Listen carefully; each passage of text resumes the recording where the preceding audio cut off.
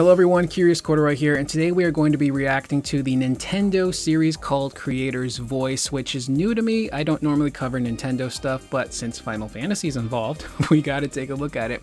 And this is called a Legend Reimagined Final Fantasy VII Remake INTERGRADE, where they're going to speak to Naoki Hamaguchi about bringing the franchise, yes, 7 Remakes series, to the Nintendo Switch 2 platform, which is like heaven. Finally, get this game off of PlayStation.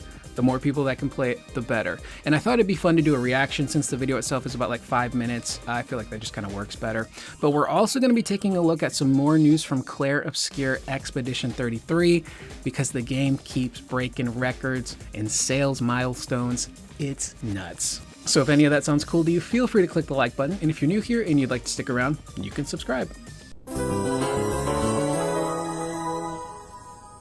So starting off first with that information from Clair Obscur Expedition 33, super long name, but very fun to say. This comes to us directly from their Twitter account where they are telling us that within 12 days of the game's launch, it has officially sold 2 million copies. Yes, that is sold, not shipped, not reached, not anything else. They sold 2 million copies, and that is just astonishing. For this game to kind of seemingly, for some people, feel like it came out of nowhere, and for it to just make a big splash and catch on like wildfire, this is nuts. I don't think I've seen something like this happen in a very, very long time, where the game just kind of comes out and it just continues to pick up steam after steam, day after day, week after week, and it's just selling like crazy. I still get comments from people on my channel saying that they haven't played the game yet because their physical copy has not arrived. It's been delayed because there's been such a high demand for this game, and unfortunately Sandfalls Interactive just wasn't prepared for the success they were going to be experiencing. It's like that meme, suffering from success. Is it DJ Khaled? That guy's weird, but it's incredible, and it's just such a beautiful thing to see this game really flourish. I'm currently in Act 2. I don't want to rush my way through the game. I'm having a blast playing it. They're still introducing new mechanics. I'm engaged in the story. I'm enjoying traveling the world and just kind of running into like random enemies and super bosses and getting destroyed.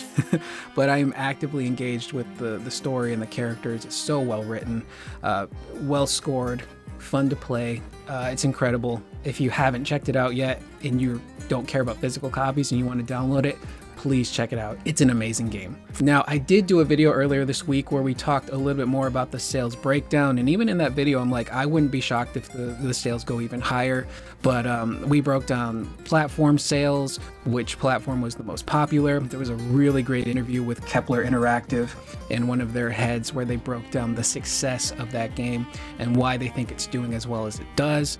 And there was also a great interview with the lead director and writer for the game that we covered. And I bring that up because the video is not performing well, which, you know, is YouTube. That happens from time to time. Sometimes you put something out and it does really well.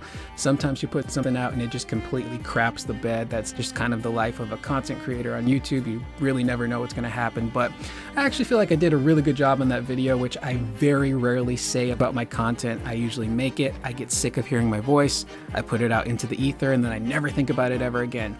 But I actually think that video came together very, very well in terms of like all the info, and just kind of talking about like how Sandfall was formed and how just incredibly good this game is. So I'll leave a link to that video in the description if you guys could check it out and show it some love. I'm genuinely like really proud of that video. I think it just came together very well, and to see it just kind of trip over its feet like it's oh god, what was that WCW wrestler? I told you. The Shockmaster. It kind of sucks, but you know, that's just how it works out, I guess. Also, cool factoid, the game's lead is not only a huge Final Fantasy fan, Final Fantasy VIII is their favorite Final Fantasy. And after I learned that, I'm like, yeah, I can see it within the game. The world map in particular, there's something about it that just kind of screams Final Fantasy VIII to me. There's also a character in the game, which is not a spoiler. We all know the character of Verso. We've seen him in marketing, voiced by Ben Starr. Ben Starr, who also loves Final Fantasy VIII, that's his favorite Final Fantasy. Couldn't help but notice the character of Verso has the white fur collar on his jacket, much like Squall, which is pretty cool. And just looking at like gameplay mechanics, you see inspiration all over the place from like Final Fantasy, Lost Odyssey, It's insane. But just please check out the video, play the game if you haven't. It's phenomenal. Now, speaking of Final Fantasy, let's jump over to this video with Naoki Hamaguchi. I figured I would react to it instead of just like taking notes and making a video. I thought maybe just speaking about it in real time might work a little bit better. So I'm very curious to see what he's going to say about bringing 7 Remakes series to the Switch 2. So that should be pretty cool. So let's start. Why is my head so animated in these videos? I'm possessed by Conan O'Brien. There's Hamaguchi. 私が子供の頃ってテレビ、漫画、やっぱゲームっていうエンターテインメントがあったと思うんですけど。Also, just very quickly, Hamaguchi is such a cool dude. He's someone that clearly understands gaming. I've said this so many times over. I'm sorry if I sound like a broken record. He clearly just understands what makes a good game, a fun game. He also just clearly understands the Final Fantasy franchise. And just to see him in charge of this, project now, when he was the co-director on the first game, now lead director, he's leading, part 3. Super cool. I think he was also promoted within Square Enix within the past year and a half, which, like, congrats to him. They put together a phenomenal game in Rebirth, my game of the year. If you haven't checked it out yet, maybe you're waiting because you want the trilogy to finish, which I've seen a lot of people say that they're not touching this trilogy until it's done. You're missing out, but eventually you'll get the good stuff. ゲームって見るだけじゃなくて自分でやっぱ介入できるっていうところがやっぱすごく刺激的な他のエンターテインメントとは違う魅力がやっぱりあってやっぱそれが子供心にすごく強烈なインパクトとして。Yeah, and I think we all have this same reaction when we play video games, especially something like Final Fantasy. It's like video games offer a medium an experience rather that other mediums just don't. Watching a movie is great, watching a show is great, reading a book is great. But playing a game, you are literally an active participant in whatever that story is. Whether it's, a first-person shooter, RPG, adventure game, platformer, fighting game, we tend to kind of put ourselves into these games. You see it the most with the fighting game community. People pick a character and they become synonymous with that character when they start to find success.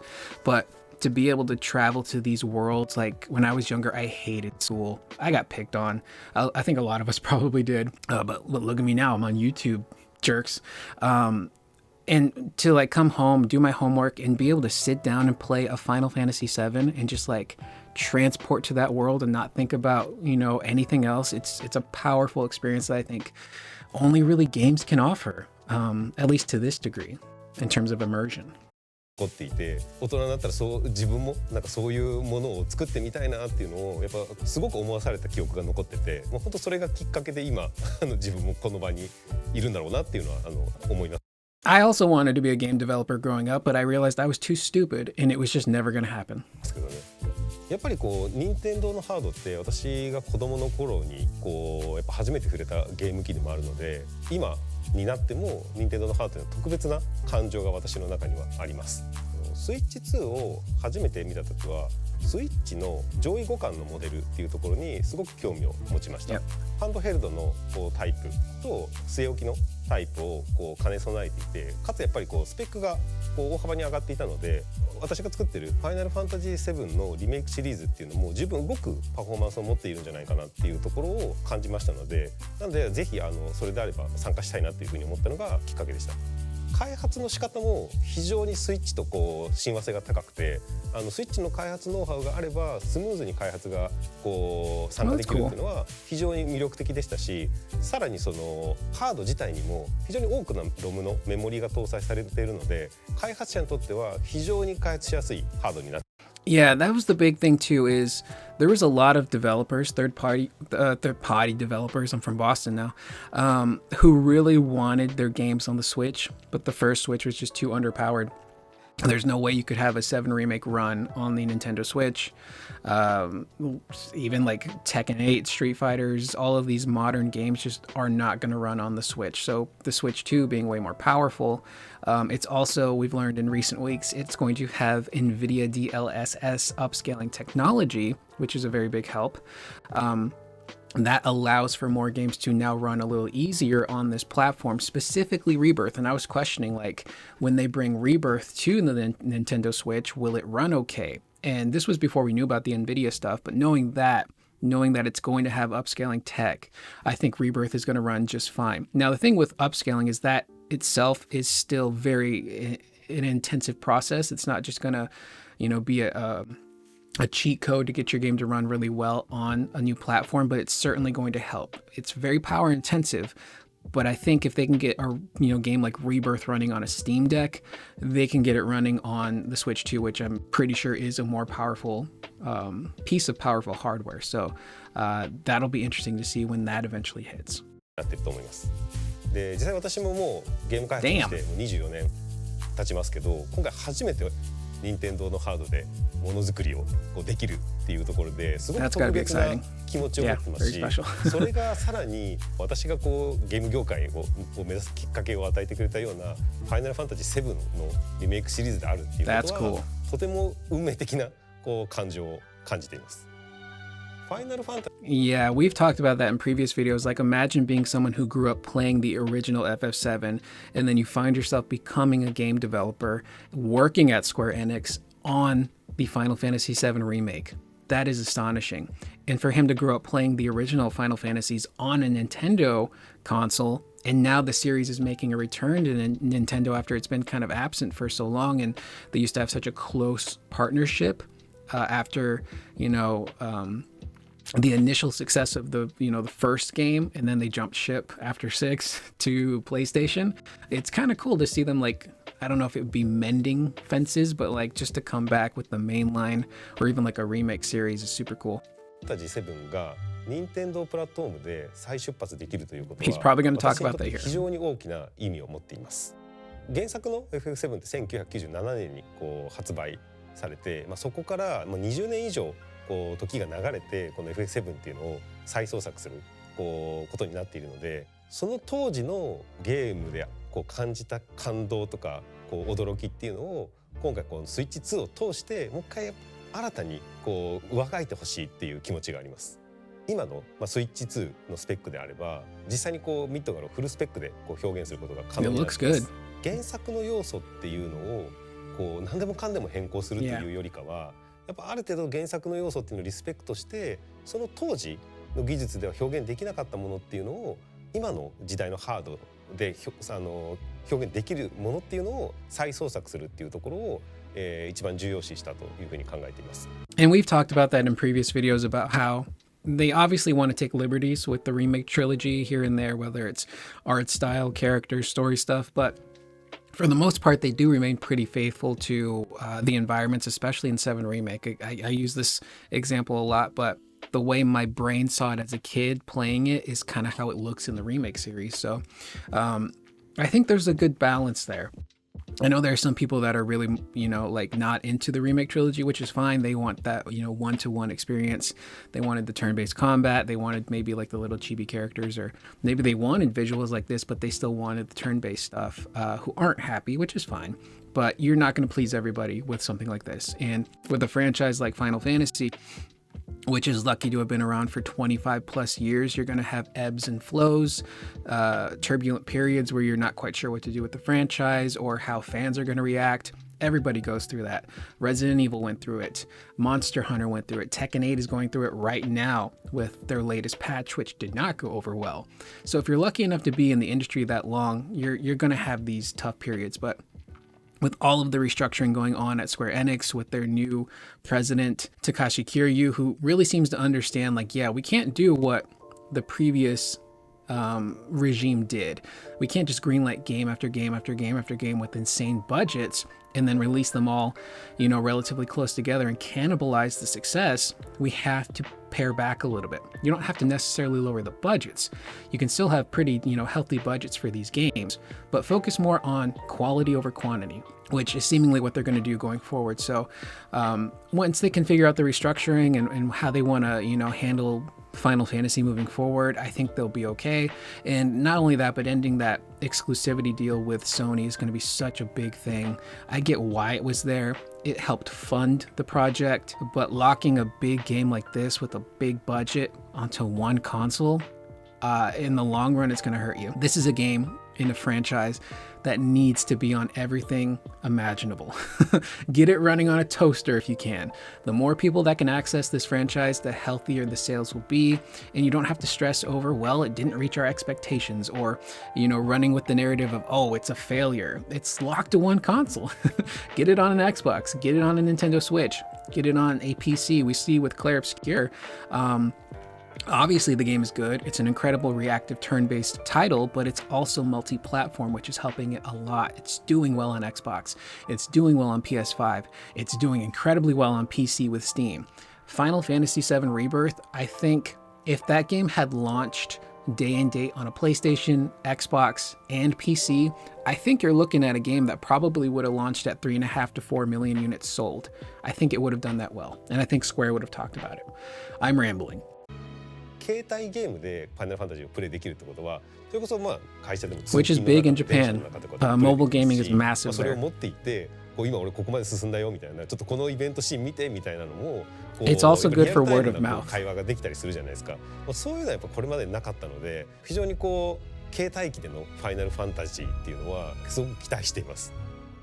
ゲームチャットについてはゲームをプレイしながらゲームチャットチャットだったりとかゲーム画面をシェアしたりっていうところでやっぱりこうリアルタイムでこう、okay. 友達だったりとかとこうシェアできるっていうのはやっぱ新しいこうゲーム体験につながるかなっていうところ This looks really good. If this is all Switch 2 footage, it looks very good. FF7 を遊んだことがない人にはまず It's very much, I think it's on par with like how it looked on PS5 almost. 任天堂のスマッシュブラザーズでクラウドセフィロスって登場させていただいていて、今回このスイッチ2に FF7 リメイクシリーズをこう発表していくことで、こう親子でこうキャラクターのファンになってもらってなんか語り合ってもらえたりとかすると、まあ、非常に嬉しいなと思います。任天堂とファイナルファンタジーのブランドで強いパートナーシップを築いていけることを強く期待しています。More information coming in the future. I think this is the video. Oh god, he's not done. 実で展開される今後のファイナルファンタジー7リメイクシリーズにぜひご期待ください。Let's rewind that back just a second. I hope players are looking forward to the Final Fantasy VII Remake series on Nintendo Switch 2. I pointed this out when they announced that 7 Remake was coming to the Switch 2, and I'm like, Hamaguchi didn't say just 7 Remake. He said Remake series. I think in the other video, he actually said the Remake project, which is how they often refer to this trilogy. And I'm like, yeah, that means the entire trilogy is going to be coming to Switch 2, which is sick.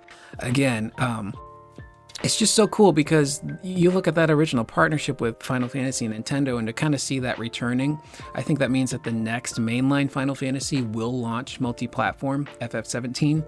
I'm assuming they've started working on that. Maybe that restructuring at Square Enix has kind of changed some things. Maybe they're holding off, but this is a really, really good sign. The biggest question mark though is Remake Part 3. As much as I would love for that game to launch on PlayStation, Switch 2, Xbox, and PC on its first day, I don't know if that's going to happen because of that exclusivity deal with Sony.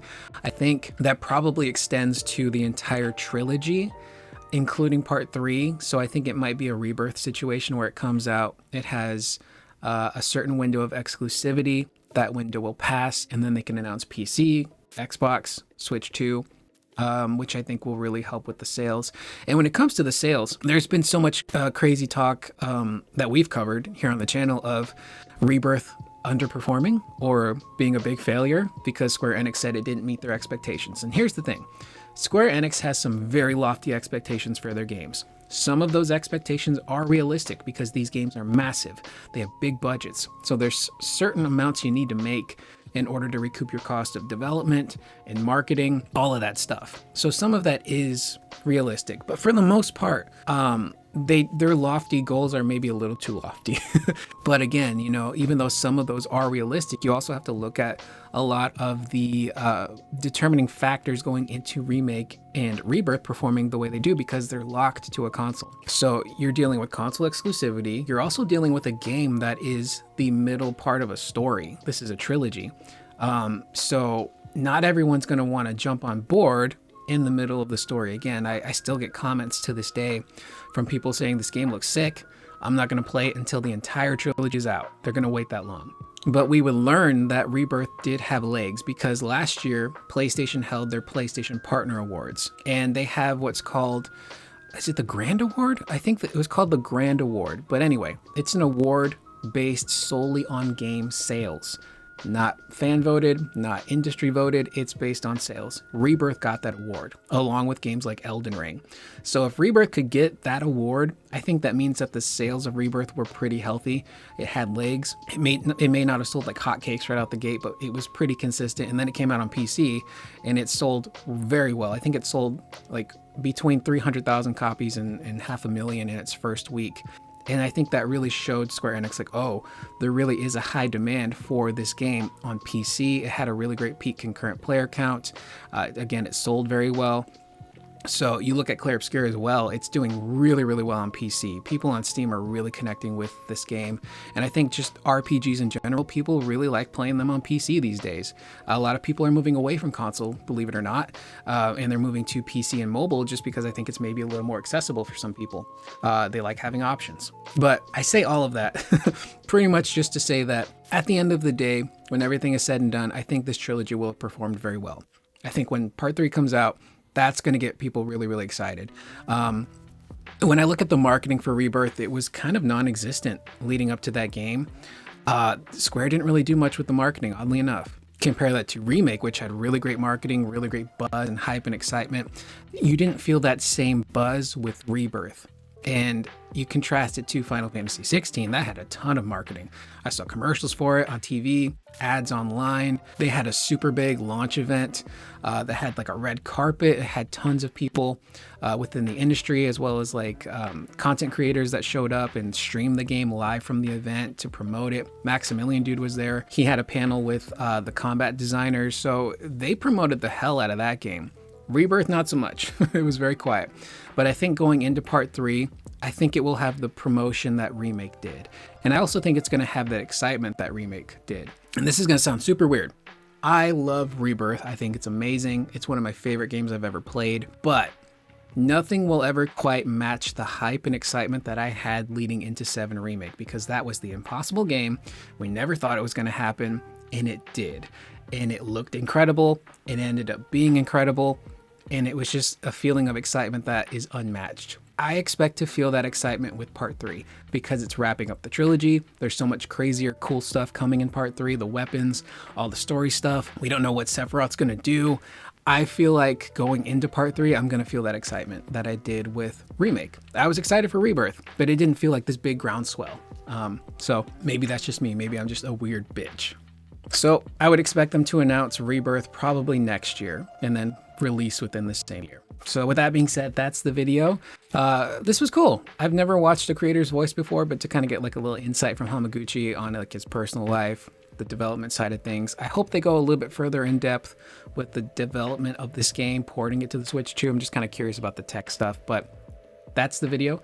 Let me know what you guys think in the comments down below on what we covered. What are you thinking so far about Clair Obscur Expedition 33 doing the numbers it's doing? And are you excited to see the 7 Remake trilogy finally go multi-platform? I am Curious Corduroy. I will see you guys in the next video. Please remember to always be excellent to one another.